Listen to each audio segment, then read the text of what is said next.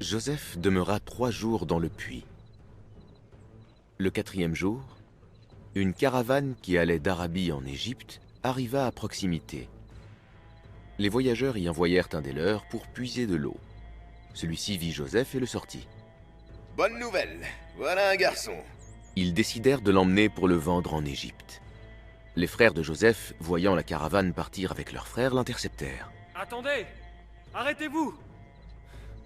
Ce jeune homme nous appartient. Il s'est enfui. » Les frères de Joseph le vendirent alors au caravanier à vil prix. Après un long voyage, la caravane arriva en Égypte. À cette époque, le roi d'Égypte était Rayyan, un descendant de Sem, fils de Noé. Le roi avait un intendant nommé Poutifar, également connu sous le nom de Al-Aziz. Celui-ci acheta Joseph et le mena chez lui. Durant des années, Joseph fut au service d'Al-Aziz et de sa femme Zuleykha, et il fut bien traité. Joseph était d'une beauté hors du commun.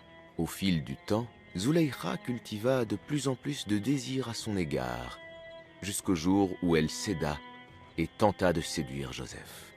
Elle ferma les portes de sa demeure, se prépara pour lui, se fit belle et revêtit ses plus beaux habits. Elle l'appela et voulut s'offrir à lui. Joseph dit : « Que Dieu me garde. Lui, mon maître, m'a traité avec bienveillance. Il n'y a pas de vrai bonheur pour les iniques. » Joseph tenta de s'enfuir, mais elle le poursuivit jusqu'à la porte.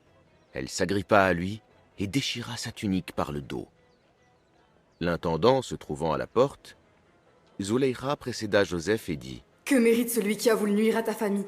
Sinon la prison ou un dur châtiment ?» Un témoin prit alors la parole et dit : « Si la tunique a été déchirée par devant, alors elle dit vrai, et c'est lui qui est un menteur.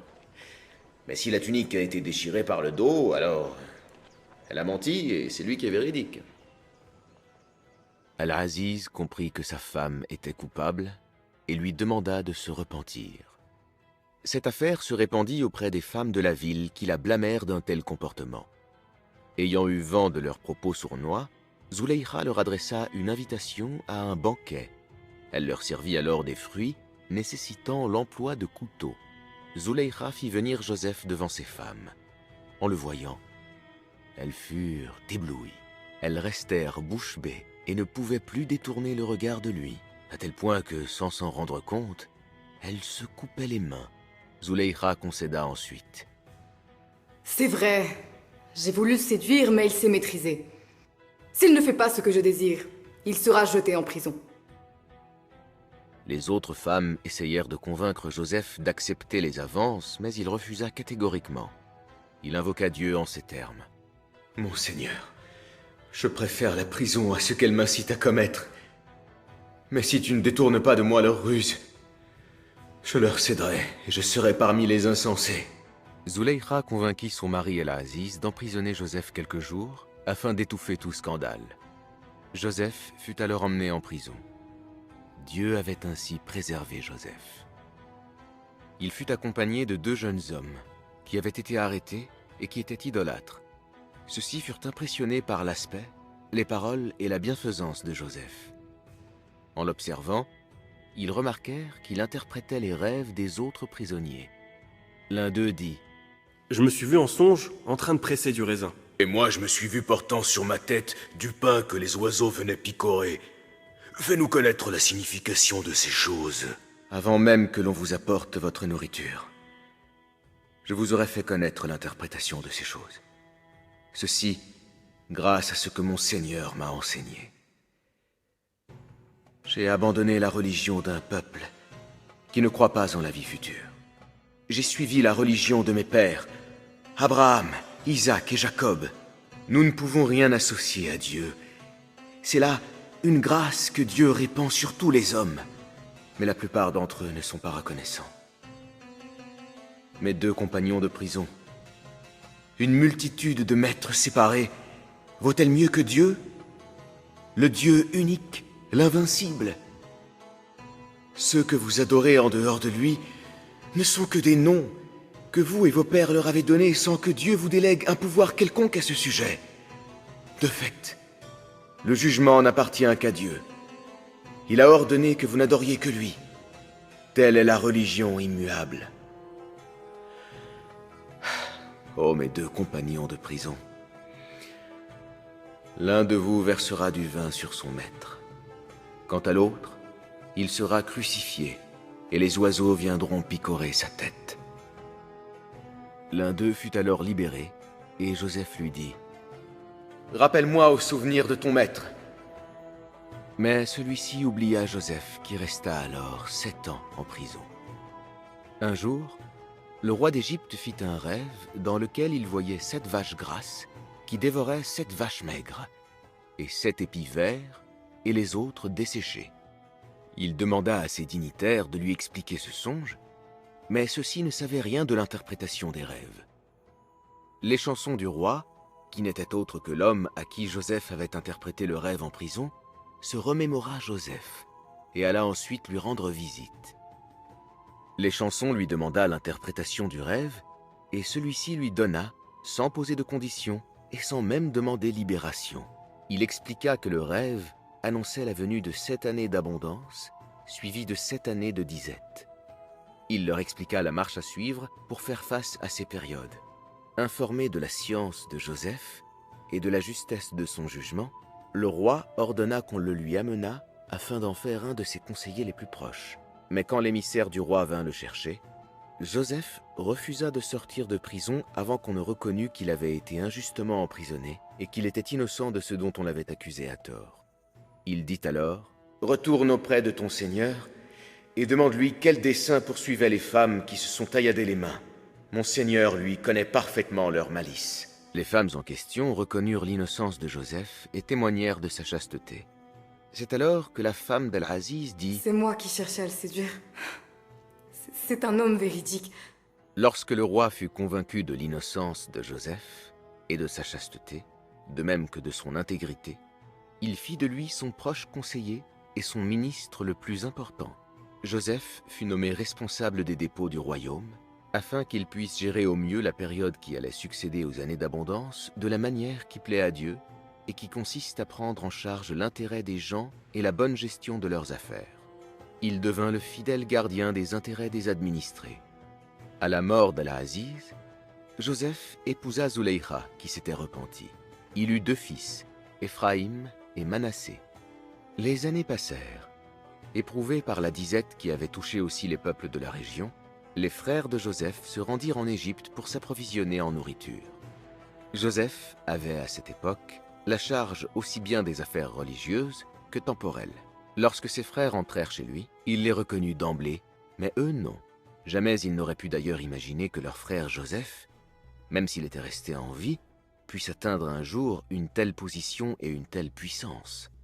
Joseph les interrogea sur leur nombre et sur leur situation, et ils répondirent qu'ils étaient 12 hommes, que l'un d'eux était parti sans jamais revenir, et qu'un autre était resté avec leur père.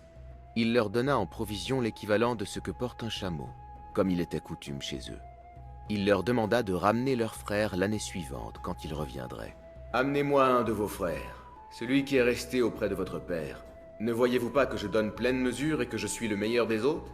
Si vous ne me l'amenez pas, vous ne recevrez plus de mesure chez moi et vous ne m'approcherez plus. » Ils répondirent qu'ils insisteraient auprès de leur père. Joseph ordonna secrètement à ses serviteurs de remettre les marchandises que ses frères étaient venus troquer contre des denrées alimentaires dans leurs bagages sans qu'ils s'en aperçoivent. De retour chez eux, ils expliquèrent la situation à leur père Jacob. Celui-ci craignit que quelque chose n'arrive à son fils Benjamin, qui lui rappelait Joseph. Il leur dit « Je ne l'enverrai pas avec vous tant que vous ne m'aurez pas donné devant Dieu la promesse formelle de me le ramener. Sauf dans le cas où vous seriez encerclés. » Ils firent la promesse.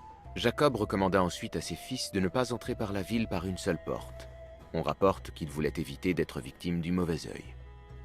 Les frères se présentèrent à Joseph, qui leur accorda l'hospitalité. Ce dernier dévoila en secret son identité à son petit frère Benjamin et lui demanda de ne rien dire à ses autres frères.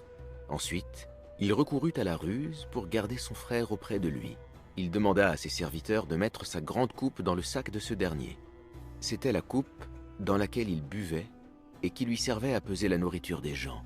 L'alerte fut donnée et les frères de Joseph furent accusés.